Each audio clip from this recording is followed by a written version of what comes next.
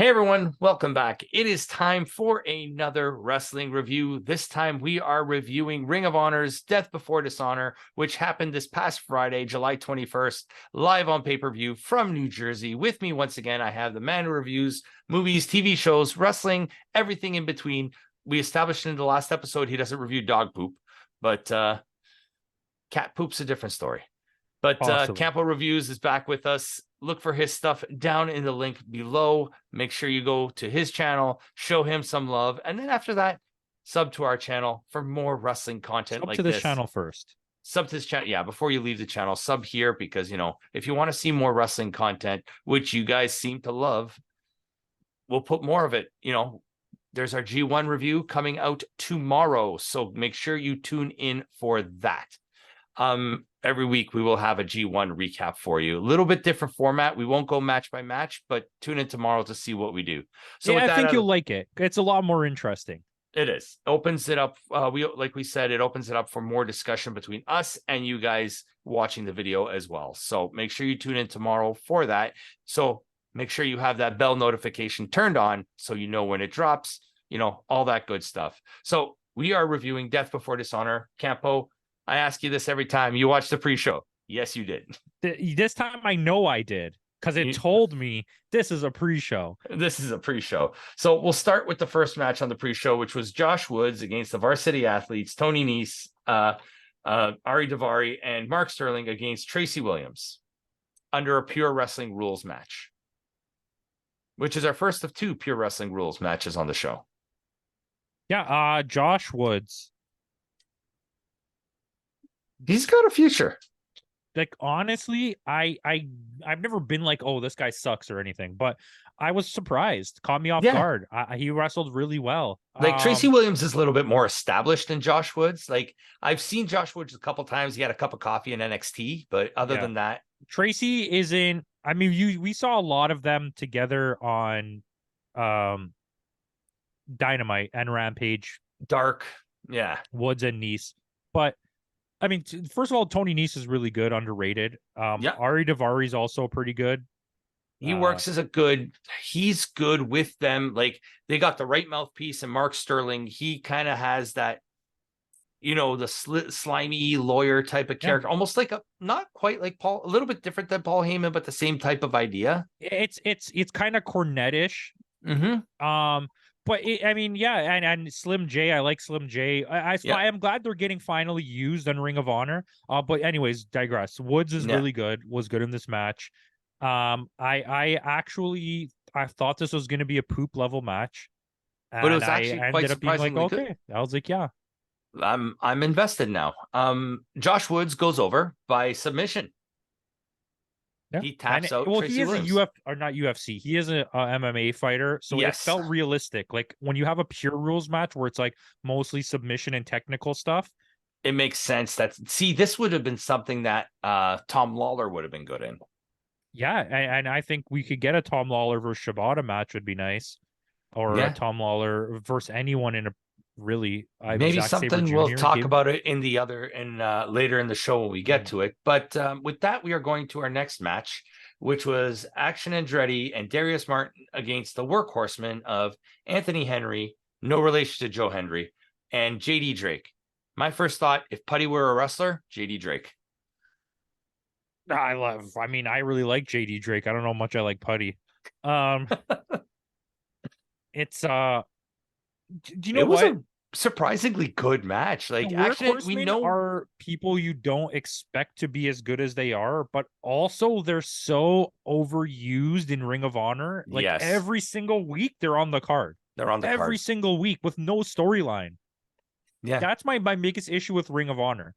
They have a group of like 8 matches, regardless if it's a double, trio, singles, entire squads that are telling a storyline. There's 8 matches in their entire company that are telling storylines, and then every other match every week is just a completely random match, something thrown together. Which is fine if the matches are excellent, but like, clearly the Workhorsemen are not putting on Orange Cassidy level matches. Like, don't get me wrong, they are good. I just said that, but it's like, oh, okay. Well, I mean, they showed that they can go, because Action Andretti and Darius Martin and this also has the makings for when Dante Martin comes back, a grid trios team.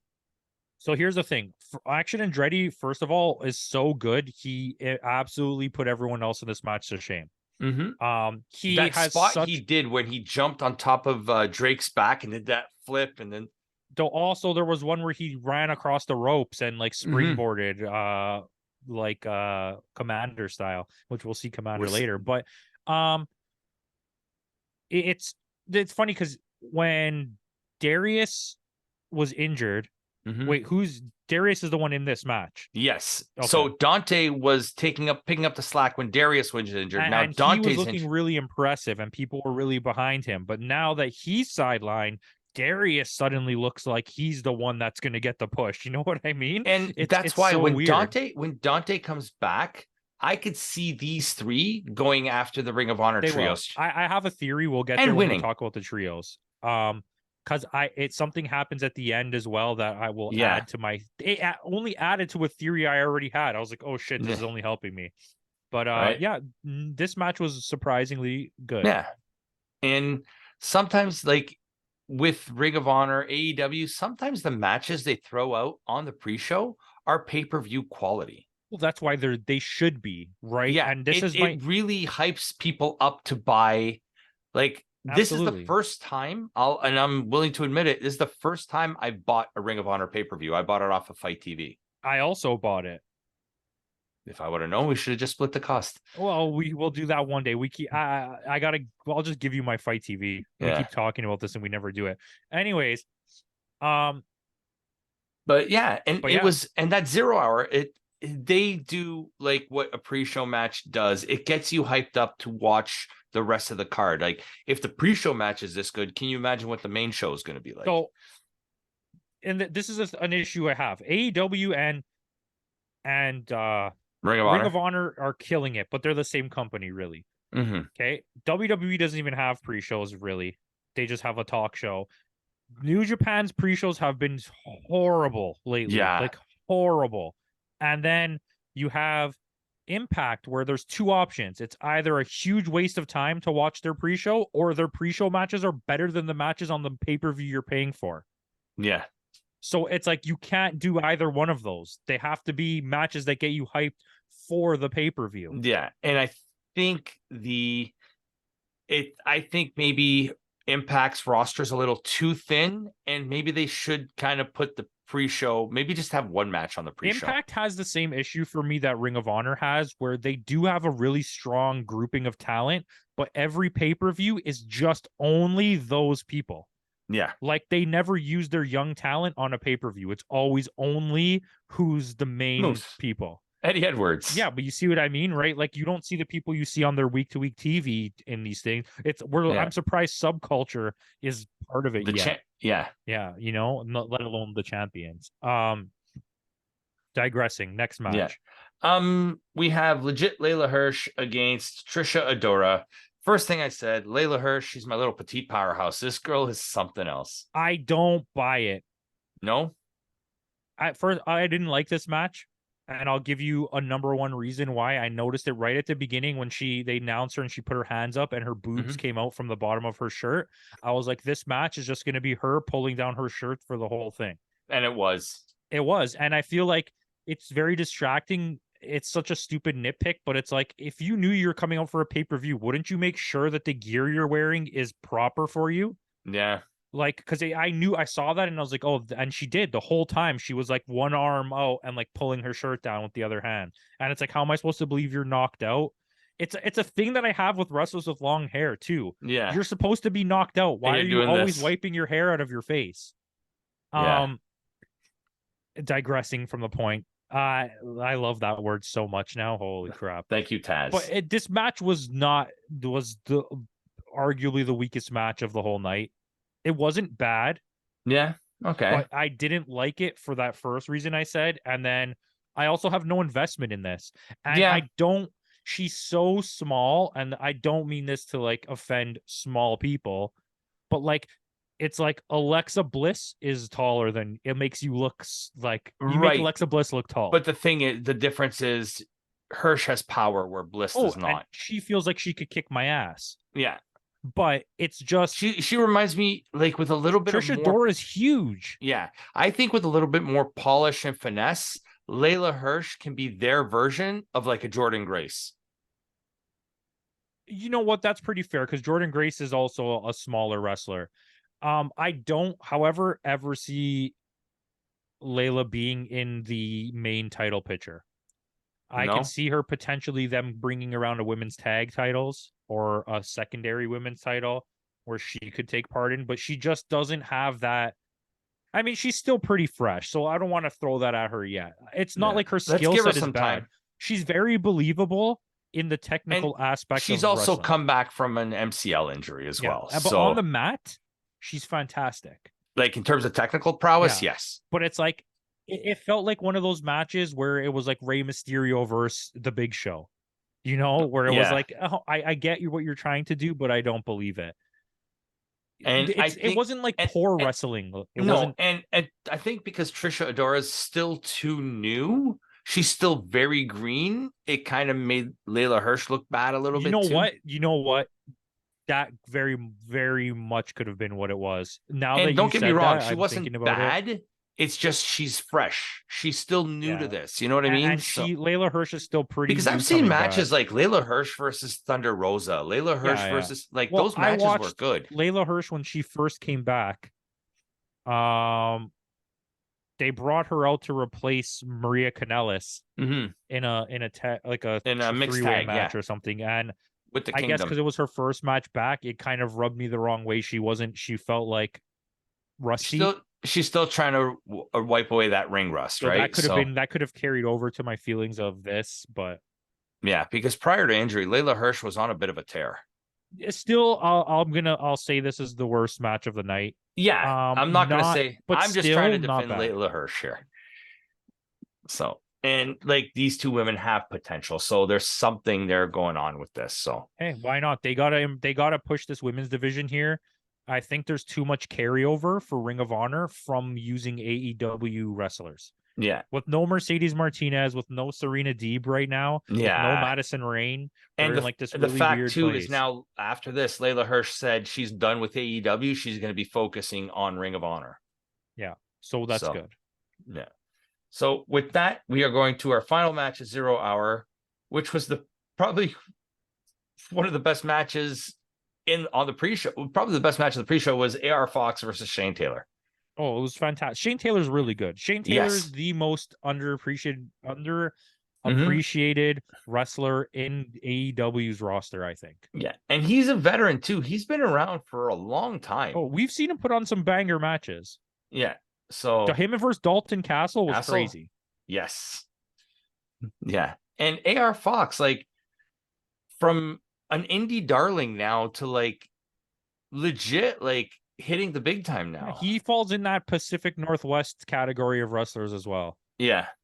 Yeah, absolutely. Absolutely. AR Fox, every time I see this guy, he continues to impress. He's another one, a veteran that's been around for like a while too. Like he's been with CCW, you know what I mean? He's been in Dragon Gate, Evolve. He's been around. And it's nice to see AR Fox finally getting that.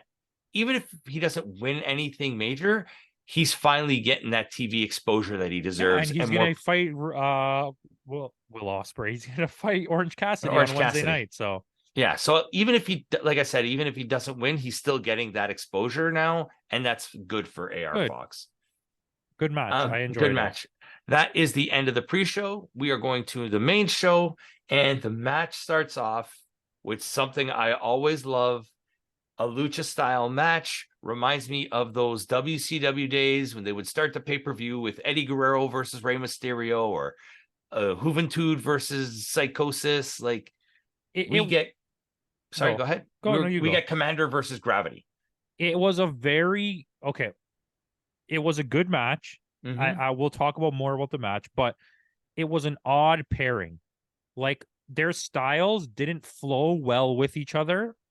But I don't think that stopped it from being a fine match. But I do think I like the idea of the lucha match at the beginning, and I would continue to do this. I do think that this match belonged in the category with the pre-show matches. I would have rather had AR Fox and Shane Taylor as the first match. So swap the two matches. Not as the first match, but I just think that was more pay-per-view quality, and this felt like an episode of Dynamite match. Okay, Like, fair enough. It didn't have that Chris Jericho versus Eddie Guerrero punch, but I get your logic on it because I agree with that 100%. It gets the crowd hyped up. It gets the crowd going. Like when you buy a pay-per-view and this is what you get for your first match, it gets you hyped up, right? So crazy spots, like all kinds of like. And Commander was on point here. Yes. Where I don't know if anyone watched his last match. I honestly, the one he had against El Hijo de Vikingo, or no, it was Serpentico, maybe. It was on Dynamite. I don't remember who he fought. It was one of the higher named wrestlers, like someone like Chris Jericho or whatever. And he was like Botch City. And I was like, oh no, but he does use a style that it's very easy for those kind of things to happen. But when he hits it, it looks fantastic. Yeah, and he was on point here. My gripe with this match, and the reason I didn't like its place on the card, is because Gravity's style is very Orange Cassidy-esque. It's like it's not pro lucha, it's like anti lucha. It's like I'm making fun of you type of thing. And I don't hate it because it's negative. And the thing is though, he's Bandito's brother. I know, which is like, but you know what I mean? If you watch his style, it's like you're gonna go really fast. Okay, I'm gonna go really slow. I think that's his gimmick as Gravity, right? The rules of Gravity don't apply to me. His moveset is fantastic. Their in-ring work together was great. I just like that wrist lock takedown he did from the top rope when he kind of did it in slow motion, right? It looked like that's literally what it looked like, and it just felt not that he can't wrestle lucha wrestlers. Commander's style is very over the top, jumpy, wacky, like El Hijo del Vikingo, which I also don't think would be a good matchup for him. But like maybe him against a Rey Fenix or something like that would flow better. Yeah, someone who has more of an understanding of outside of lucha wrestling. Because like if you watch like Vikingo versus Kenny Omega, yes, it was a great match, but they also clashed because Vikingo doesn't really understand that Japanese style of wrestling, where it's like if you put Bandito against Chris Jericho, it works really good because he completely understands how this works. Commander's still too like flippy, jumpy. Chris Jericho though, like I said, Chris Jericho though is the exception to the rule because he's worked every style. He's worked Bandito knows that style as well. Yeah. He's been in Ring of Honor for a while. Do you know what I mean? Commander's very new to the North American scene, and I don't know how long Gravity's been around, but he's new. He's very new. Yeah, but I really like him. I can't wait to see what else he does. Just the awkward clashing of styles is what it felt like. It didn't feel like a lucha match. Does that make any sense? Yeah, a lucha match. I didn't. Yeah, I'm trying to explain myself. It makes sense. Makes sense. But we do get the upside. Gravity goes over. In a really weird way that I was not expecting. Commander got overconfident, but it told a good story. Yeah, there was that spot right before what happened was Commander jumps on the turnbuckle, runs across the ropes, jumps over the other turnbuckle, and does that moonsault. By no means was this a bad match. No. It was a good match. I think this would have served a better purpose as the final match of the pre-show, getting people hyped to buy the pay-per-view. And then start off because the Air Fox match was still pretty fast paced and high flying and hard hitting. Yeah, as a starting match, or if you put Joe and Peacock Power first, Dalton Castle, that would have got people going too, right? Yeah, there's two kids behind the announce team. I need to address this right away. That anyone that was not white or not from the U.S. got constant chance of overrated or go home.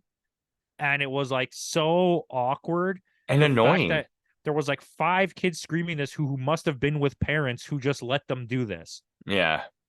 Like, I'm surprised no one on like from the production team went there and was like, you got to shut up.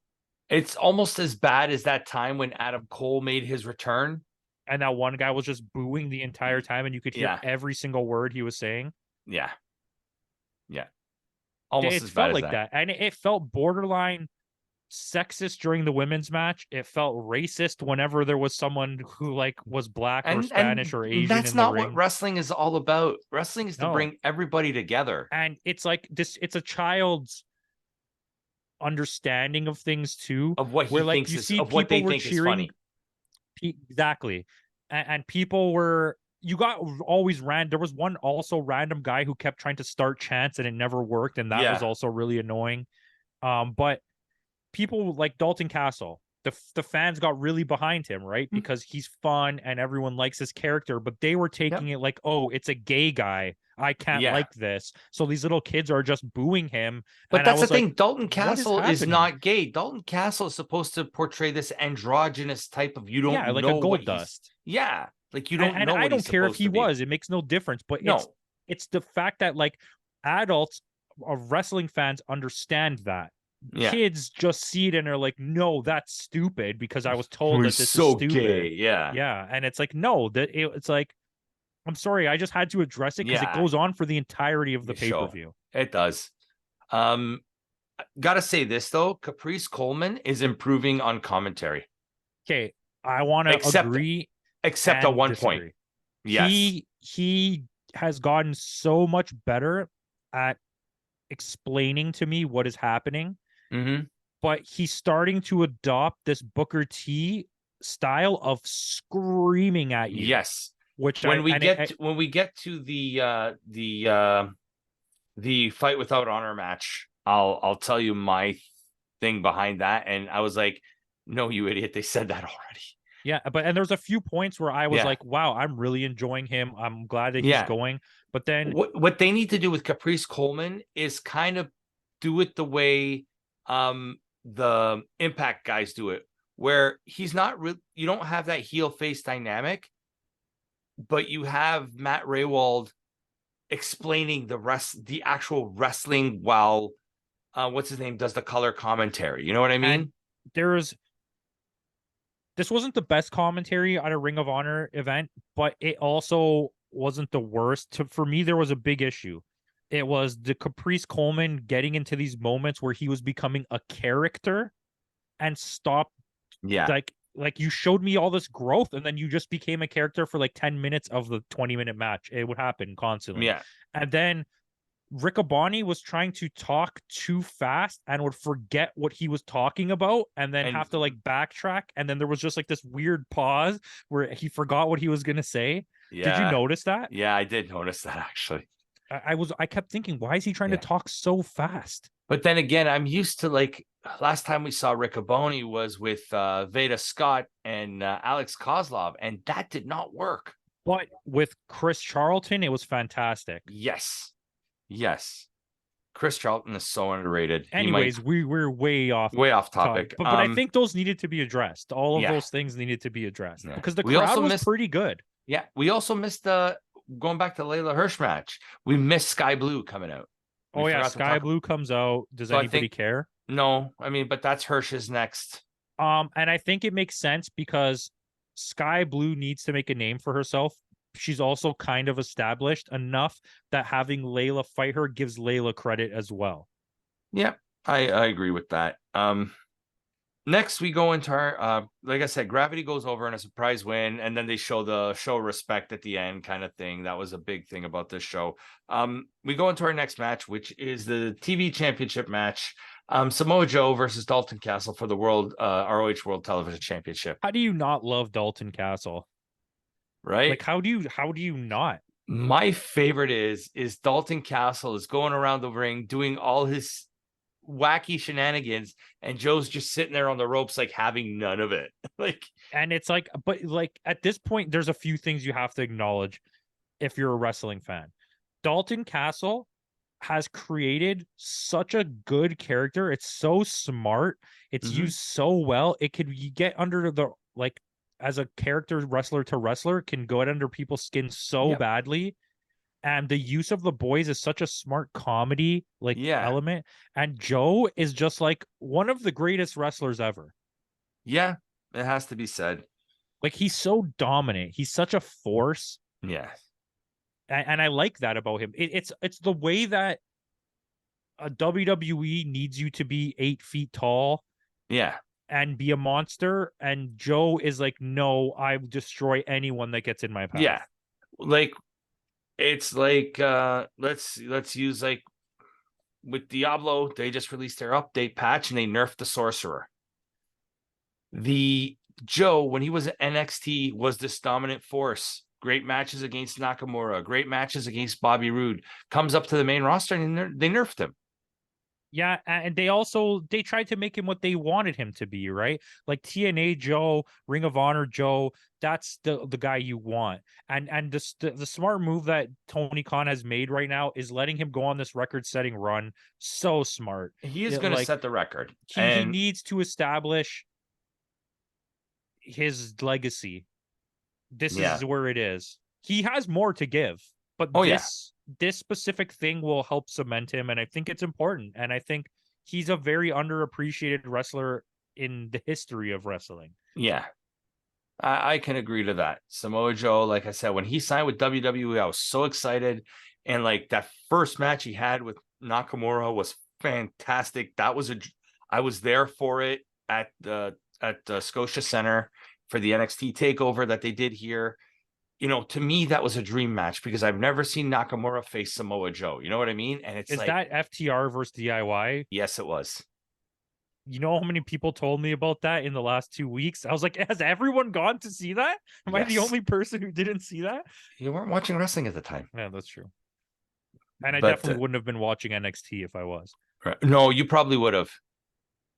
That's when NXT was at its... Because to me, as I already didn't like WWE, and in my head, NXT was like the doo-doo brother of WWE. So I probably wouldn't even have gave it a chance. No, you would. It would have been like, this the is way like... I like wrestling, I agree with you.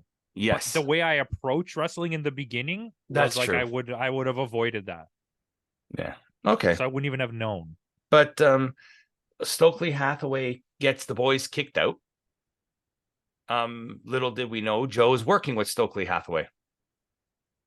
And do you think this is a good pairing? Yeah, because I think Joe's gonna turn on him. Joe's just abusing the system. Yeah. It helped him win, right? Yeah, and Joe does Joe. That's Joe does we Joe. know he's only out for himself. He only cares about himself. Yeah, and Joe retains. You know, sad to say, but we knew that was going to happen. Joe, they built up so much that Joe was going on this record-setting run that if he doesn't beat the record now, it's all for nothing, right? So we knew Joe was going to go over. But I think it does tell a good story. He's beating everybody. Yeah, he had that whole thing with Wardlow.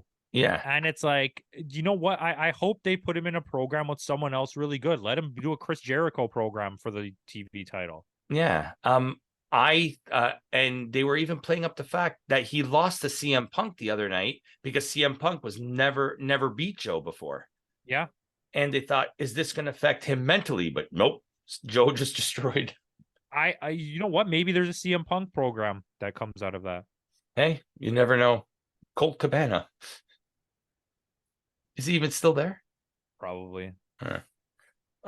Next, we go into our four-way tag team match. You have the Lucha Brothers defending the ROH Tag Team Championships against the Kingdom, the Best Friends, and Aussie Open. Aussie Open, what can I say about on a scale from 1 to 2? How good was this match? It was a 2, meaning the best. 2. That was a really good match. I have number one gripe, as we know. I hate four-way tag matches when it's only 2 wrestlers in the ring. It has to be 4 guys in the ring. It doesn't make sense to me. It just doesn't. I mean, they did a really good job. Yes, telling the story of it. So they didn't use a lot of rest spots either, which is good. No, and it kept it going, and they had to work together, and there was all this like companionship while also not liking each other. Mm-hmm. And Maria Kanellis had a few good comedy spots. Yeah. There is this weird thing though that I started to notice about her from watching here and there matches on week to week and then the pay-per-views. She specifically stands in a spot so her ass is always in frame. Did you notice that? Oh yeah, always. There was even one point where, like, guaranteed, because it never happened again for the rest of the match, where at the beginning the cameraman had it so you could just see her upper back or her lower back, and then he zoomed out so her ass was in it, and never again did we ever get that shot. So there must have been like a thing backstage where they're like, you stand here, or she's like, I'm gonna stand here, and you you get make that sure to shot. get this shot. Yeah. Because I found it really strange. She never moves from that spot. Yeah, it's She always never goes to the other side of the ring. Mhm. She always just stands there. Yeah. But Sorry, this, weird. yeah, no, this is other than that though, like a few nitpicks here and there, but this was That was such not a nitpick. That was just I found it odd. okay. I don't know what this match was. Very, very little things to poke at. No, it was a solid 4-way tag team match, like exactly what you expect. 4 fantastic teams, and And it Sweet was Baby Boy, who called this the very minute that Aussie Open was announced in this match. oh, we knew that was going to happen. We knew that was going to happen. Let's see Aussie if my Open, storyline plays out. Okay? Aussie Open is your new ROH World Tag Team Champions.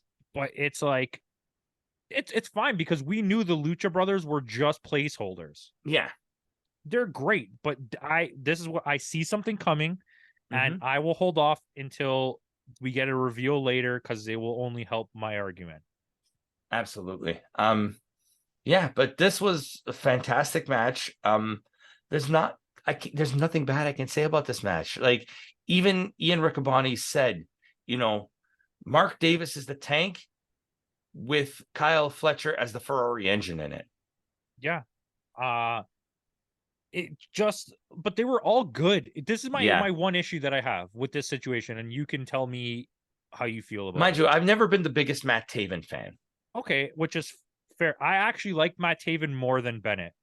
Okay. I think he has just this flair about him in the ring. But I feel like it's really an odd situation. You brought in the Kingdom to this huge pop at when they came to Toronto the first time. You made a whole big deal about the Kingdom. Then you put them on Ring of Honor, where they were supposed to be like the dominant tag team. Then you had that tournament. The Lucha Brothers won the tournament. Yeah. Then, since then, the Kingdom have been wrestling good matches, but they're not the top tag team. Then you didn't have them win again. And we know that the Aussie Open are not losing those titles anytime soon. So what do you do with the Kingdom? I don't know. Right? Because the Lucha Brothers are going to have relevance no matter what. They can just go to AAA and win a title and stay there for like 6 months and come back. Even though I have a plan, it's coming later. Yeah.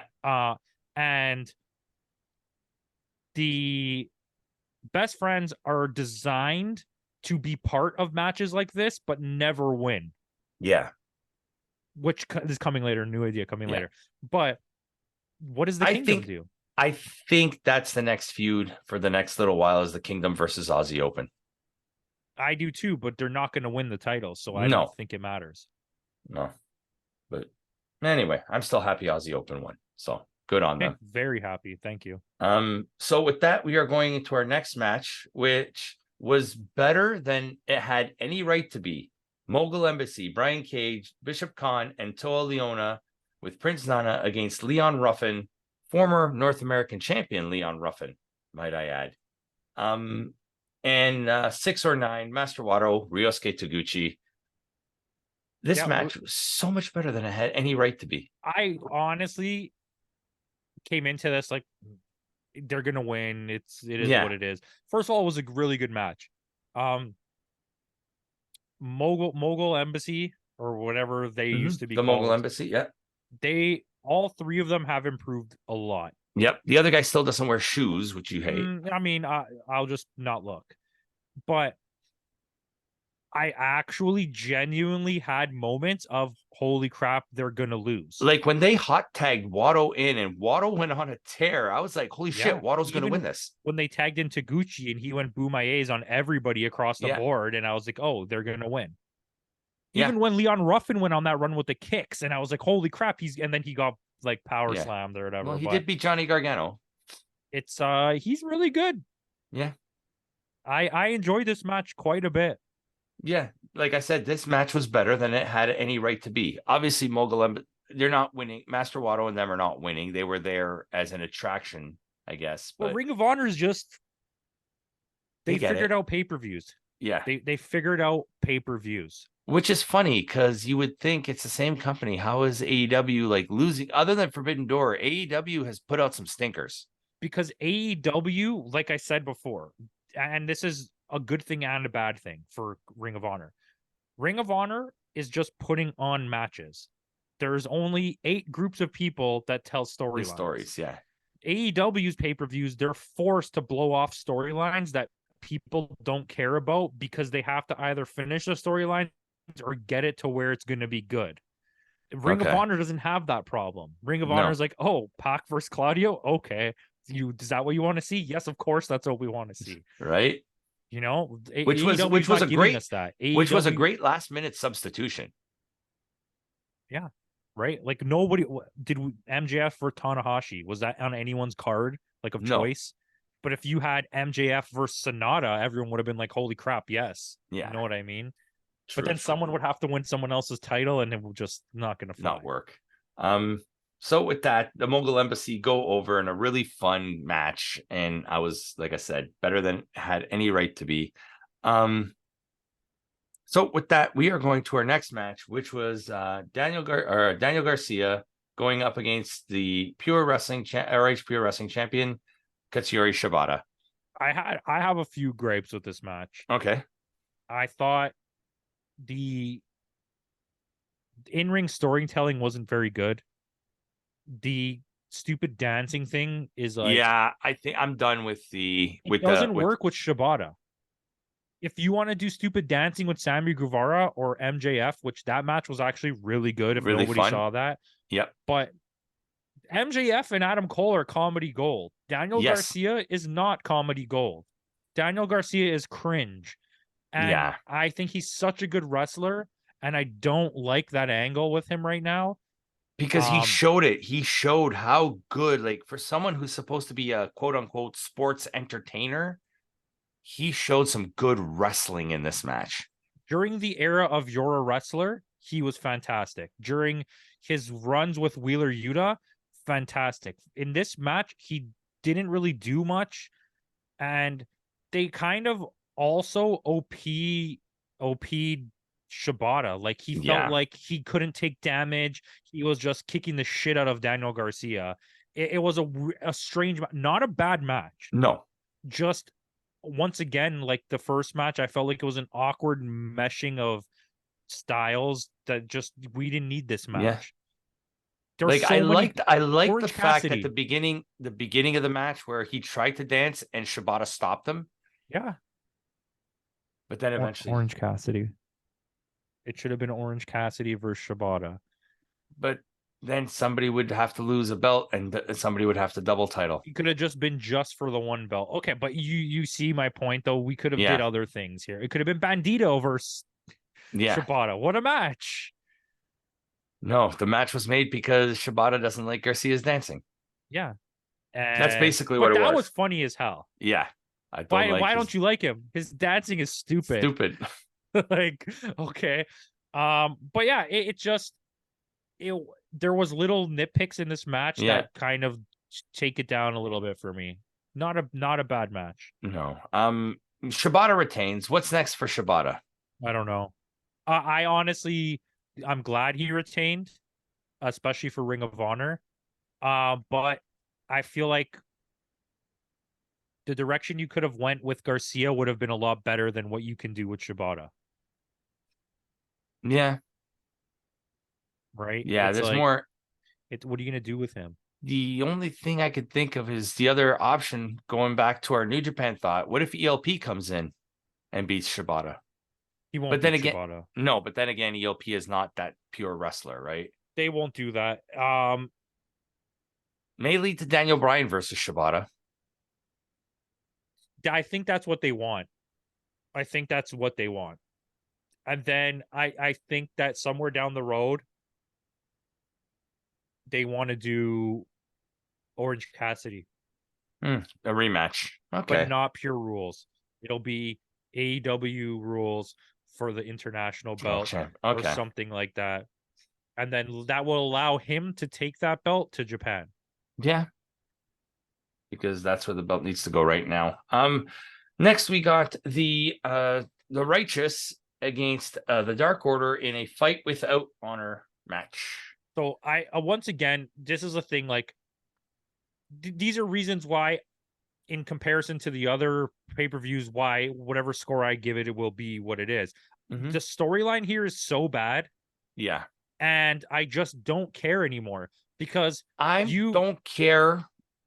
At this point, after watching Blood and Guts on Wednesday, you give us basically something similar on this pay-per-view. After and watching Independence Day, where Moxley and Desperado, like these matches don't feel special anymore. You know what I mean? this in a way that it's this is the problem. They're in a storyline, the exact same storyline that they're in with Stu Grayson, they're also in with Adam Page. Mhm. How do you have two of the same storylines with the same group of people? Yeah. Do you know what I mean? It just No. doesn't make sense. And then guess what? You did that storyline 3 months ago with Preston Vance. And then Yes. guess what? You did that storyline with Anna Jay. And then guess what? How many You did more that times are storyline we with gonna Alan do it? Angels. Yeah, you did it with the Young Bucks when you Yeah. were mad at the Young Bucks because they were trying to take Adam Page from you. Like, how many times? It's Yeah. not that they're bad wrestlers. This match was No. actually not even a bad match. No. Especially for someone like Alex Reynolds and Stu and Johnny Silver there, who are not known for these kind of matches. They're too good to be stuck in this situation. Yeah. And my fear is that, not my fear, I know this to be true. John Silver will never be anything more than what he is now if he stays in AEW Ring of Honor. Yeah. But he's also so faithful, he won't leave.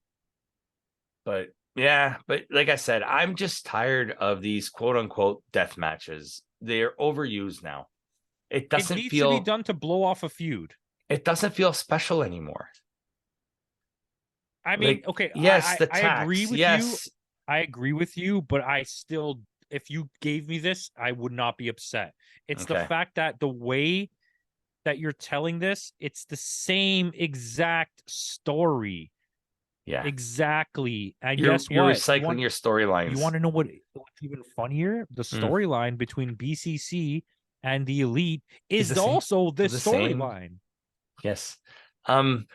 This is, and going back to what we were saying earlier about Caprice Coleman, this is where the Caprice Coleman was at its weirdest. At the most Booker T I've ever felt. So he says when Dutch pulls that barbed wire table out from underneath the ring, he says, "Oh my God, he's pulling out a barbed wire table."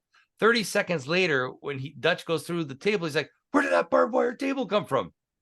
You just literally said you pulled it. And he was in full scream mode for this. Yeah. He out Booker T. Yeah. And it was awkward. Yeah. I mean, the big guy in this match, he's not good. Dutch. I don't even know who he is. Dutch. He no good.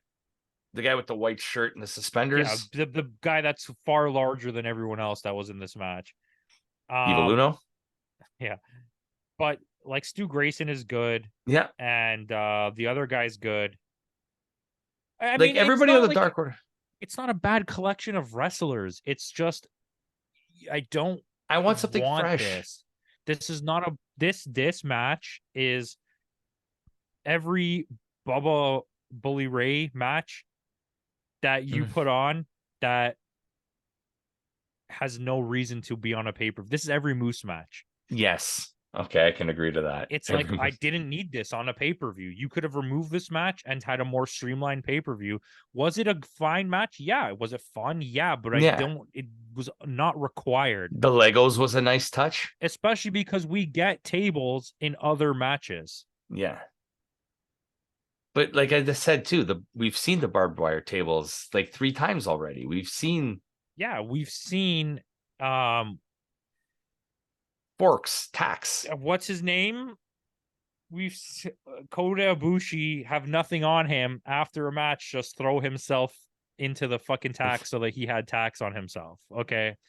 You dropping on Legos is not shocking anybody anymore. Yeah. I get it. I'm not here to poop on this match because it wasn't poop. No. But it was unnecessary. I agree. With that, we are going to, surprisingly, the second last match, which was Claudio versus Pac. Man, on a rating scale of 0 to 1, This was a 1 1. being the best, this is a 1. Not the first time I've seen this. I've seen Claudio when he was the US champion face Aaron Neville in NXT when he was the tag team champion, and they had a banger of a match 10 This years was ago. also a banger of a match. Yes, and this came up so abruptly and so shortly. This was just because of the fallout from Blood and Guts. But when they Pac... told this storyline so quick, and it freaking worked. Yes. And they already have history, so it makes it even better. And I don't know, it was really good. It was, yeah. There was that spot where Pac went through the table. Like, who is he supposed to fight? I don't remember. Mark Briscoe. Would you rather have the feel-good Mark Briscoe win or have this match? Give me the Mark Briscoe win later. Give me this match Give now. me this match. Because this sets up so much. Yeah. I honestly thought...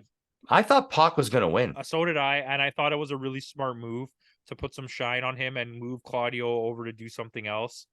Because I do have, once again, thoughts that we'll get to. I think...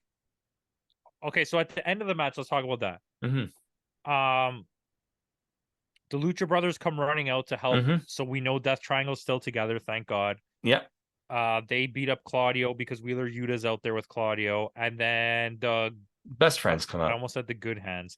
The Best Friends come out to fight the Lucha Brothers. That you could tell. Then Orange Cassidy comes out and starts super punching. Boop, boop, boop. But then he accidentally punches Claudio, even though he meant to punch Pac. And there's gonna be stories here. There's gonna be a trio story between BCC, BCC, Best Friends, and Bullet Club. And Death Triangle. This is where I'm going with this. I think Takeshita and Claudio and Yuta. No, it's going to be Moxley. Yeah. I think that one of those 3 teams, okay, so if this happens, if it should be the Best Friends that win, Orange Cassidy will no longer have the title. Okay. And if if the BCC win, Claudio will no longer have the title. Whichever way the trio's title goes, it will be to one of these 3 groups that has nothing. Okay. Listen, House of Black is gonna face the Mogul Embassy and beat them for those trios titles. Then they're gonna lose that trios title in a 4-way trios match with all of those teams to a team that's gonna lead into a year-long battle between Death Triangle, Best Friends, and BCC. And this gives the BCC a new storyline to move away from the Elite. Okay. Because I think now you're gonna put Kenny Omega and Adam Page either into solos or back as a tag team, and the Young Bucks are gonna do their tag team thing. Their group fighting is over. There's still gonna be a group, but there's no more group fighting, I think, for the Elite, for a while, at least for the time being. And I do think that the Ring of Honor Trios titles need a bigger name attached to it. Yeah. And maybe I'm wrong, and House of Black stays the AEW, and those 3 just battle for the Mogul Embassy trios. But either way, I think we need to move those trios titles, and also we just need a new trios group to be at the top. Because there's too many good trios to be sitting out, because all we keep seeing is House of Black beating everyone, and the only other active trio is the Scissor Boys. Yes, the Ass Boys. The Acclaimed and Daddy Ass, which is okay, well, how many? I'm over the Acclaimed. Yeah. I don't think they're bad. I think they're really good. I just don't care anymore. Give me a break from them right now. Yeah, take them off TV for a bit. Yeah. Did I talk a lot there? I hope so. No. Yeah, it was fine. I wanted to talk about that. So with that, we are going into our main event of the night. Athena versus Willow Nightingale, telling the story about how Willow Nightingale defeated Athena in the semifinals of the Owen Hart tournament, eventually going on to win it. And this match kind of started off a little sloppy. Pretty sloppy. It got better as the match went on. It got better. Sorry. It's okay. Missed opportunity to tell a story. Yeah. Athena wins. I'm just gonna say it. Yeah. They Willow should have won. let Willow win. I understand that now. Maybe you set up for like a future pay-per-view to do it again and have Willow win. But my issue is you kind of ended the story there. Yeah. I Now get it. Willow It's lost. 1-1. We're gonna have the third match, but Right. the way that Willow lost to Julia and she lost that belt. Now she lost to Athena and she she lost doesn't to have. Athena, and Athena acknowledged that you'd had a great match against me. Yeah. Which to me, that's like a blow-off thing. Yeah, that's something at the end. Kind of like when Charlotte did that to Rhea Ripley at Mania when she was. And it's like, to me, I don't know. But then at the same time, in terms of the Ring of Honor women's division, there's no one else kind that of can win thin the right title now. except Yeah. Willow at this point. Yeah. Unless you're gonna find a way to, when Jamie Hayter comes back, move her over, or Jade Cargill, No. Maybe Jade Cargill. because I don't think they're gonna keep Statlander with the title for a while. As much as I don't like that idea, because she has been very bad. I think it needs to move to Taya Valkyrie I agree. eventually. I hate to say it because I love Chris Statlander and that was such a feel good moment, but like she has been really bad. It's been weak, her run, yeah. Which is not like her because she's a very talented wrestler. Yeah. And what else do you do? Because I think as soon as Jamie Hayter comes back, she's beating Toni Storm for the title. Oh yeah. And I think it's going to set up. I think they're going to move off. They're going to have a blow off match. It's going to be a cage match or something. I'm just happy they still haven't given the belt to Saraya. I don't think they ever will. No, eh? But I think they're going to have a trios match in a cage or something to blow off this feud.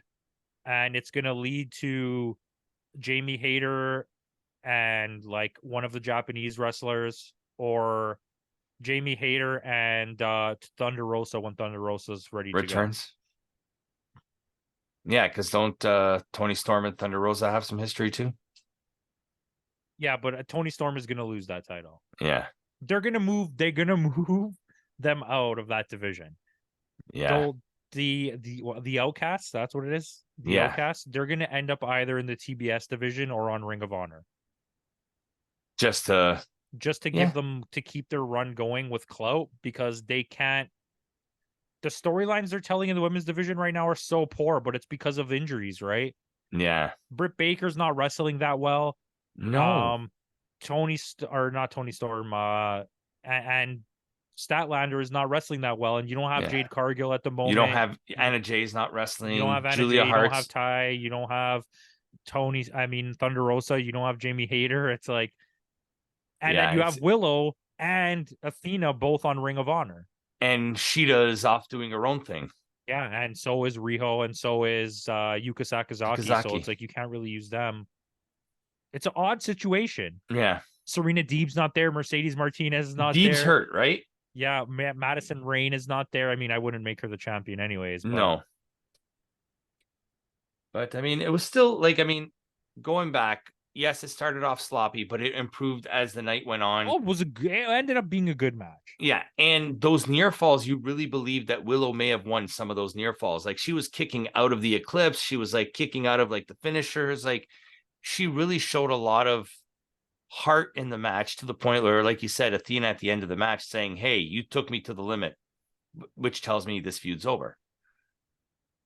Yeah.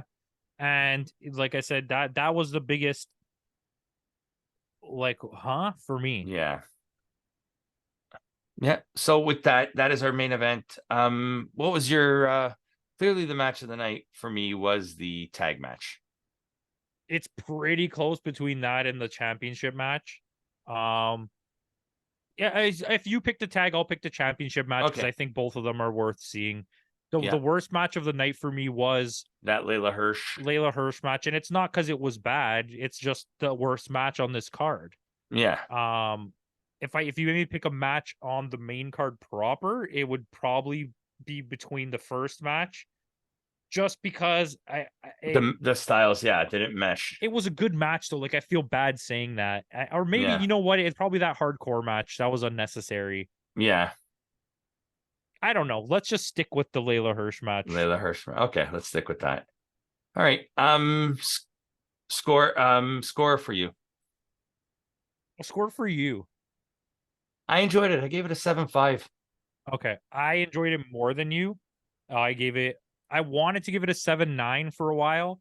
Mhm. But like now having talked about it and like we don't really count the pre-show, Yeah. I'll give it a 7.7. Okay. Fair enough. There's still our scores are still pretty close. Actually, you know what? I'll give it a 7.8.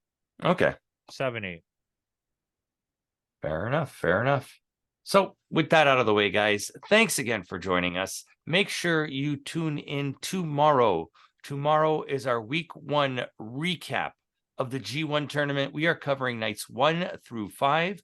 We are doing a little bit of a different format for that being a tournament. We are not going to go match by match because in the first 5 nights there were 40 matches. So, we are not going match by match.